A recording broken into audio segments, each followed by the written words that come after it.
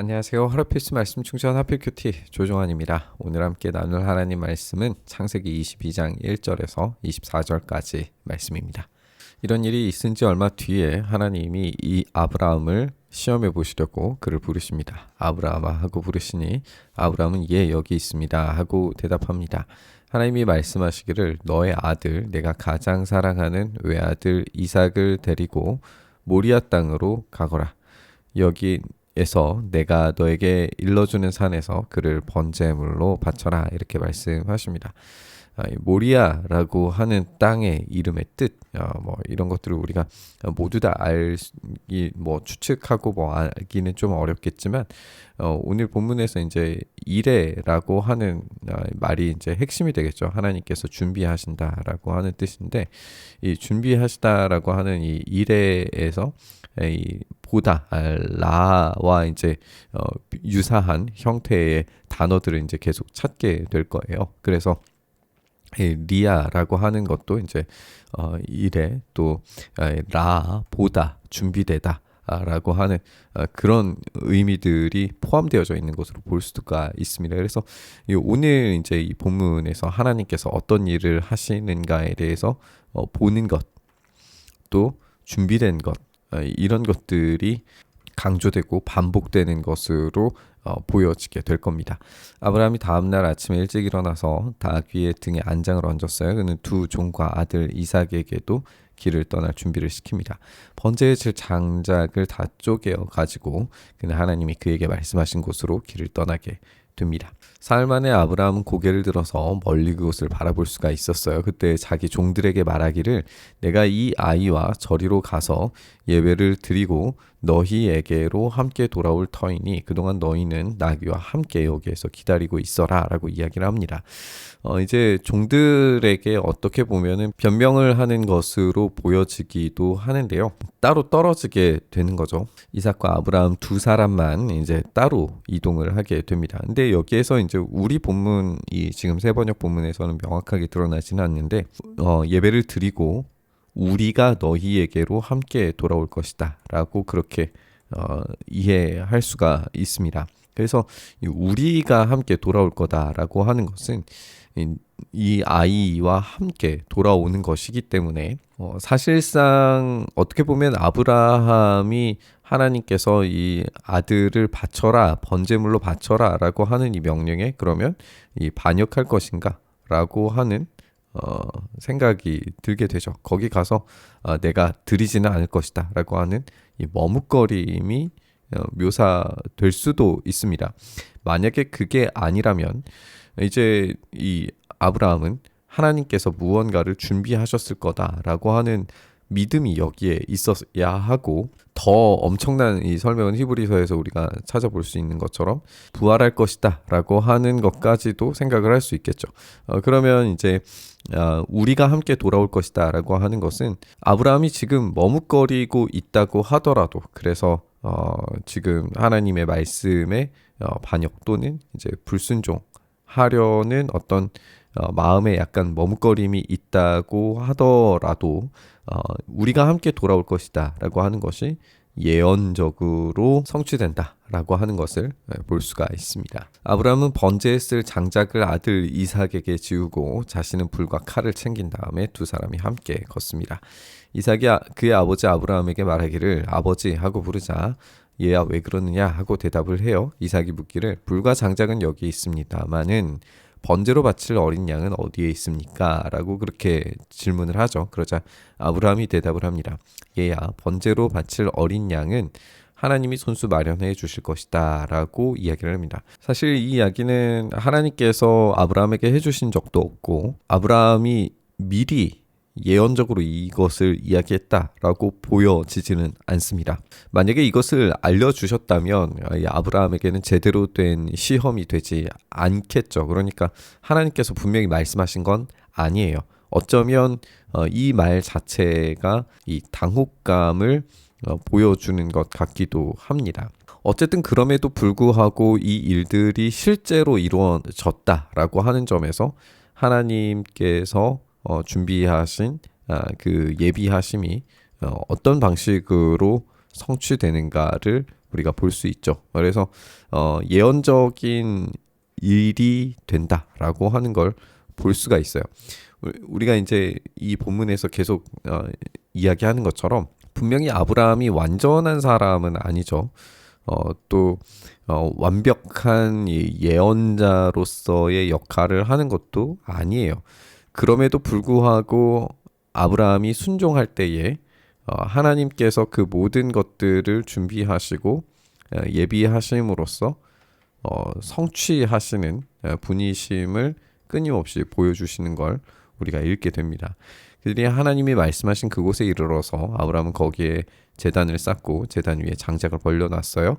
그런 다음에 제 자식 이삭을 묶어서 제단 장작 위에 올려놓게 됩니다.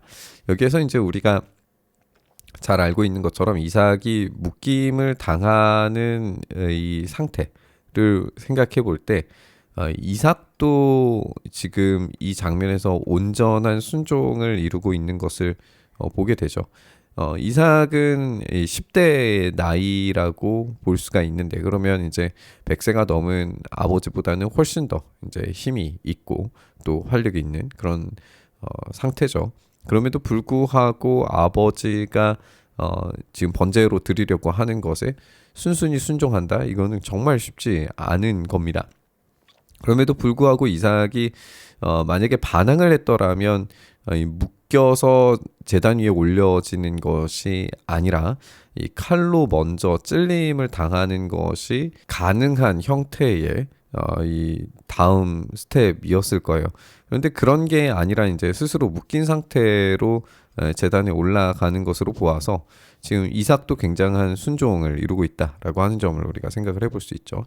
이 칼을 들고서 아들을 잡으려고 했어요. 그때 주님의 천사가 하늘에서 아브라함아 아브라함아 하고 그를 부릅니다. 아브라함이 대답하기를 예 여기 있습니다 라고 대답을 하니까 천사가 말하기를 그 아이에게 손을 대지 말아라. 그 아이에게 아무 일도 하지 말아라.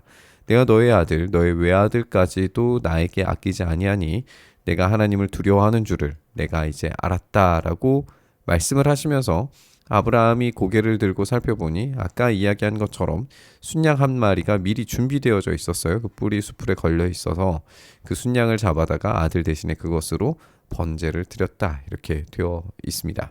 이렇게 아브라함이 그곳을 여호와 이레 하나님께서 준비하신다라고 하는 점을 강조하면서 여호와 이레라고 불렀고 오늘까지도 사람들은 주님의 산에서 준비될 것이다 라고 하는 점에 대해서 이제 강조하는 것을 보게 돼요. 여기서 이제 살펴보다 라고 하는 것이 이제 이런 준비됨을 살펴보는 것과 이제 연결되어져 있는 행위들로 우리가 읽을 수 있는 것인데 이렇게 하나님의 준비하심을 보는 것 이것이 이 순종의 결과라고 하는 것을 우리가 이 본문을 통해서 알 수가 있습니다.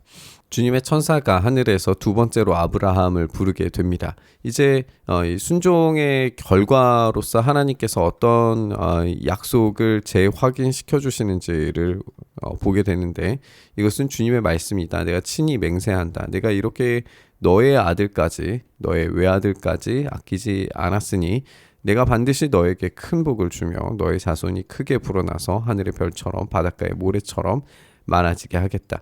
너의 자손은 원수의 성을 차지할 것이다. 내가 나에게 복종하였으니 세상 모든 민족이 내 자손의 덕을 입어서 복을 받게 될 것이다. 라고 이렇게 말씀하십니다. 그래서 지금 이삭은 아브라함이 받았던 그 약속을 재확인 받으면서 하나님께서 선하신 그 계획들을 어떤 방식으로 이루실 것인가에 대해서 이제 듣게 되는 걸 보게 돼요.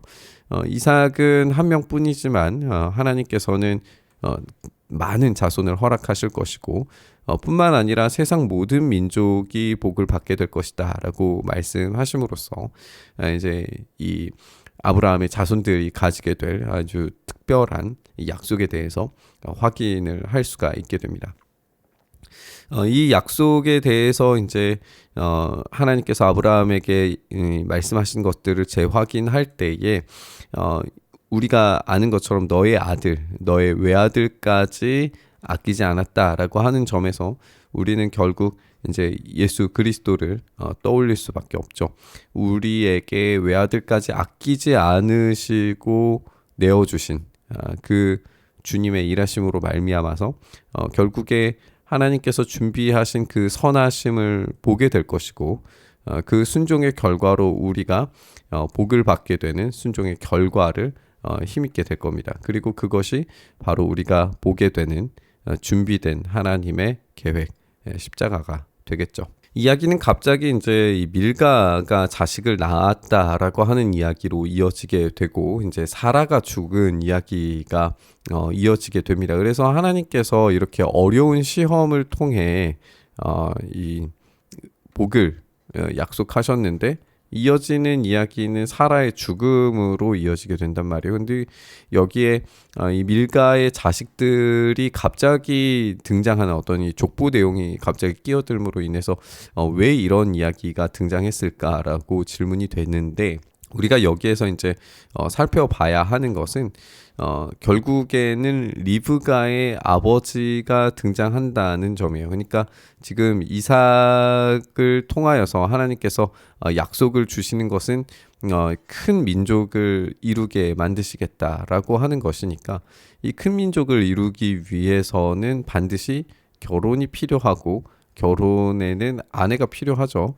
그리고 그 아내가 어디에 준비되어져 있는가 라고 하는 점을 생각할 때에 자연스럽게 이제 이 리브가를 보게 되고 그리고 이제 이 사라의 죽음으로 인해서 이 사라의 죽음이 이 이삭의 위로를 위하여서 또 이제 이 결혼이 준비되는 것으로 연결되고 있기 때문에 지금 이 족보는 그냥 우연히 배치되어져 있는 것이 아니라 아주 의도적으로 이삭이 큰 민족을 이루기 위한 결혼이 준비되고 있다라고 하는 점을 알게 해줍니다. 그렇다면 이 족보마저도 하나님께서 어떠한 준비를 하고 계시는가 그것에 이 순종할 때에 복이 임한다라고 하는 이런 이야기의 흐름을 패턴을 다시 한번 확인을 해볼 수가 있습니다. 우리가 오늘 이 본문 가운데서 하나님의 끊임없는 준비하심 그리고 순종하는 인간들에게 주시는 놀라운 복에 대해서 확인을 해볼 수가 있었습니다.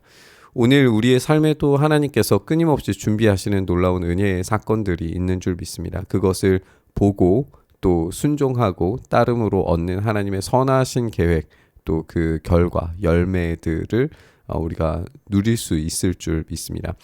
우리가 최종적인 준비하심의 끝, 이 십자가를 바라볼 때에 그 놀라운 복을 얻게 되는 것처럼 우리의 삶 속에도 마찬가지로 하나님의 준비하신 우리에게 지게 만드시는 그 십자가가 있는 줄 믿습니다.